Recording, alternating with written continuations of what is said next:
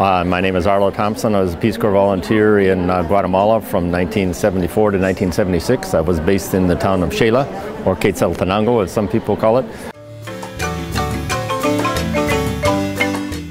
And I was working in an experiment station, working with a number of other people that were trained at master's level, and we were trying to, in fact, working on helping the Mayan Indians in the Xela Valley to improve their agriculture. So I was an agricultural volunteer.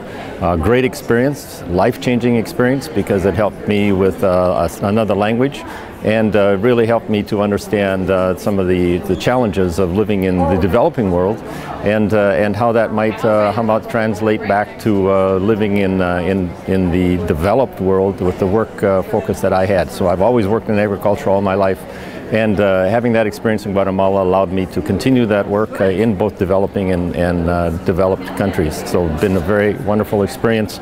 Lots of stories you can tell, and I don't have any specific story to tell you about Guatemala, except that it was just a great experience working with the Mayan Indians and enjoying the fruits of your labors and seeing that your labor is having some impact on the lives of the local people. Jack Lane, Jacob Lane, and I served in Guatemala from 1988 to 1990. The first story that comes to mind would be having to go around and do vaccination for pigs and chickens, and didn't know that was a part of my job, but being the agriculture extension agent out in that area, it became a part of my job. And just, you know, having to go around, and I worked at the first language of the people I worked with was Cachiquel, and so just my limited Cachiquel was basically the word for pig, ak, and the chicken, ish, when I had to go out by myself to vaccinate the chickens and pigs. So I would just hold up the injection for the pigs and go ak ak, and the people would run around and collect have a boy go around and collect their pigs, while I ended up having to vaccinate them. And just remember, sort of on the ground with pigs, having to vaccinate them, and chickens as well with their eye droplets. But a lot of things came with the job. It turned out to be a jack of all trades, doing beekeeping to making stoves to a lot of work with forestry. But enjoyed my 2 years, and I think the biggest gift of Guatemala was my son Jose, who I adopted later on about 20 years afterwards from Guatemala. I'm Mac McIntyre. I was Peace Corps volunteer in Guatemala from, I don't remember, 1998 2001, and I was in a town called Santa Maria Chiquimula. My name is Ryan Dobbs. I was in Guatemala from the end of 2001 to the beginning of 2004. It was a marketing project, worked with greenhouse production and women's groups. My name is Sarah Jacobs. I did the Peace Corps in Guatemala from 2002 to 2004.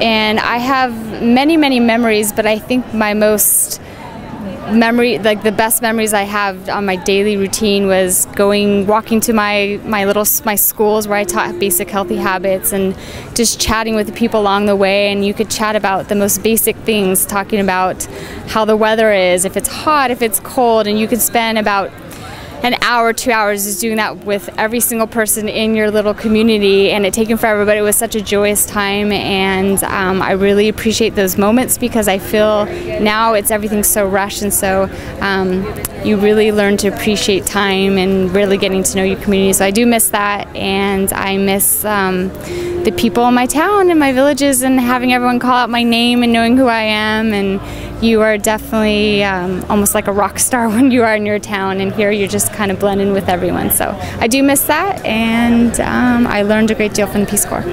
Yeah. And I just want to throw it out there too that my dad did the Peace Corps in Bolivia. I think it was 69 to 71. I'm hoping I'm getting that correctly, but I would like to say one story about it. When my dad, growing up, I heard a lot of stories about his experience in the Peace Corps, and my dad's name is Alan Jacobs, and he told me, well, actually this is a really great story. My younger brother traveled around and lived in Chile for about a year in the early 2000s, and he decided to go to Bolivia seek out the village where my dad used to live, and this is about 35 years after my dad had left. And he went there, and at the time my brother was able to get a hold of a cell phone, and he made it to the village where my dad lived, and my dad just assumed most of the people had passed away because the life expectancy was obviously very different than it is now. But he went back there, was able to connect with a kid, I think about the age of 10 when my dad was living there, he's in his 40s, and he was able to get on the phone with him, and they called my dad in the States, and they were able to talk. So 35 years later, and my dad actually went back about 2 years after that, so about after that, 35, 40 years later, and he knew everyone in the village, everyone knew him. We saw his water project he did, and so it's really exciting, kind of a cool story. My name is Teresa Maneri de Velasquez. I was in Santiago Zacatepec from 2003 to 2005, and I was a Rural Youth at Risk volunteer. So in 2003, during my community experience for training for Peace Corps, I was stationed in San Pedro Jocopilos with a family where they had a lot of individuals coming in and out of the household, and everybody was Ladino. So for those of you who are stationed or served in Guatemala, and one member of the family was indigenous, and I was always kind of trying to fit how she fit into the family, and then kind of found out that she was married to my host brother, and during feria in the town, she had invited her family, which lived in a neighboring town, and her 4 brothers and sister came to the party, and I met one of them. And at the time I spoke a little bit of Spanish, and my future husband spoke a little bit of English, or what he thought was English, but maybe not. And we started talking to each other, and during my 2-year service remained in contact, and stayed in touch. And so then after I finished my service as a Peace Corps volunteer, 3 hours away from where I was stationed for community service, we were married, and I stayed in Guatemala another 3 years. Sarah Furman. I served in Guatemala from 2007 to 2009. Something that just popped into my head was one of the traditions in the spring after the first rain, these ants come out, and these are the big delicacy for the Guatemalan people in the highlands where I lived. And so they went and collected them, zampopos they called them, and they fry them up with a little butter and squeeze a little lime and salt on there. And so I can remember my host sister, the family where I was living, she was so excited and brought me a plate, and so I was looking at them like, oh, okay, this is great, this is great.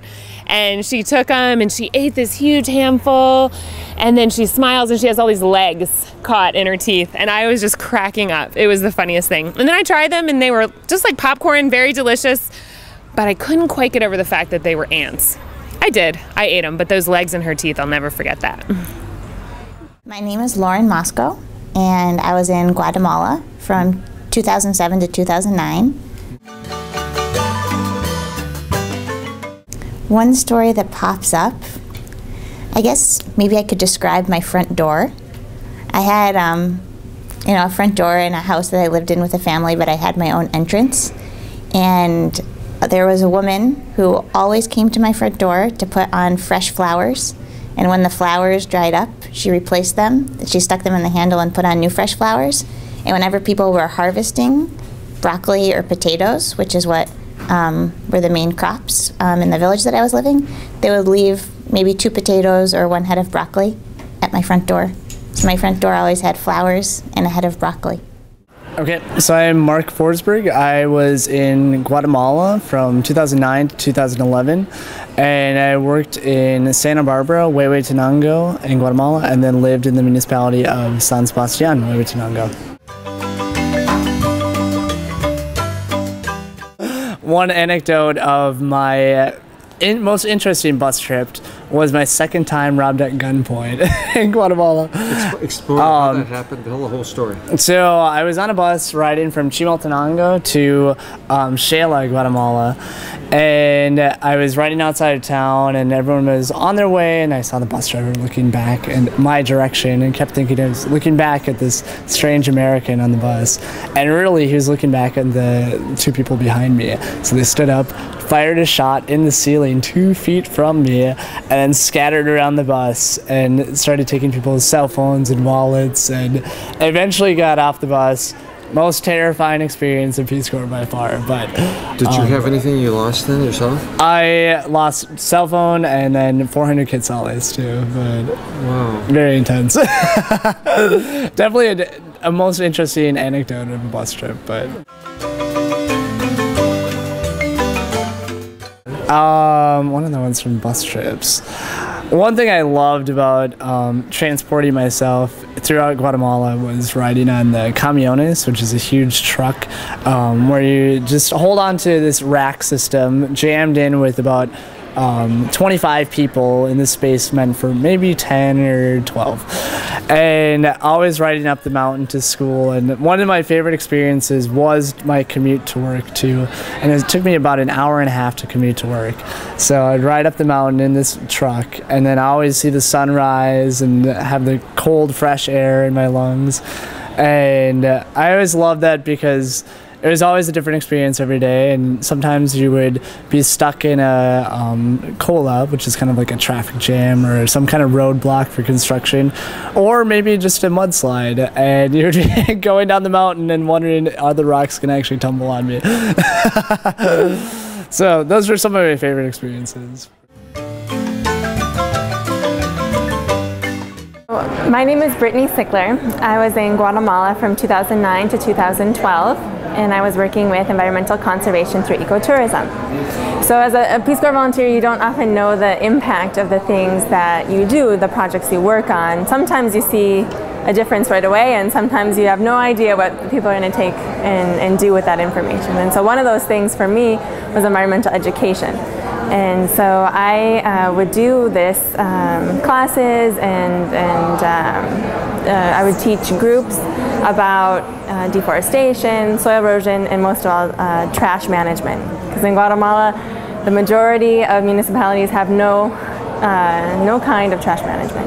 And so we would talk a lot about contamination and also recycling, because there are lots of recycling centers in Guatemala, and the benefit that can be for your health and also for your economy. And in one instance, I went to a health clinic right outside Guatemala City, and I taught a group of nurses and doctors about this and the benefits of recycling and how negative contamination from trash laying everywhere is for your health. And so that was it. I didn't live near there, and so I went back to my normal job, and 2 years later I run into the nun who was in charge of that clinic.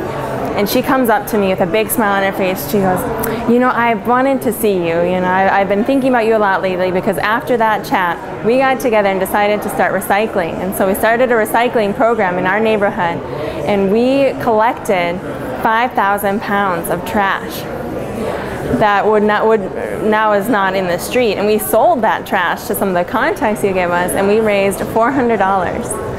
And she was just thrilled because now they have another source of income, which they're going to use that first money to build a storage shed, because she said their hallways are just flowing with trash, which isn't a good thing either. But now they have an additional income source for the clinic, and then are also learning the benefits of proper trash management.